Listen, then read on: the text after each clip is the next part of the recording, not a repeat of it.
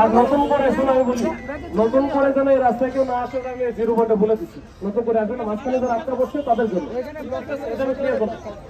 ভাই আমাদের কোনো দোষ নেই ভাই। আমাদেরকে ভর্তি পরীক্ষা নিয়ে সরকার বিভিন্ন বিশ্ববিদ্যালয় থেকে আমাদেরকে এখানে নিয়ে আসছে। আমি নিজে ভাই রাজশাহী বিশ্ববিদ্যালয়ে ভর্তি হয়েছিলাম ভাই, সেখান থেকে সরকার ভর্তি পরীক্ষা নিয়ে সার্কুলার দিয়ে আমাদেরকে এখানে নিয়ে আসে। আজকে আমাদের জীবন নিয়ে তামাশা করছে, আজকে আমাদের জীবন নিয়ে খেলা করছে ভাই।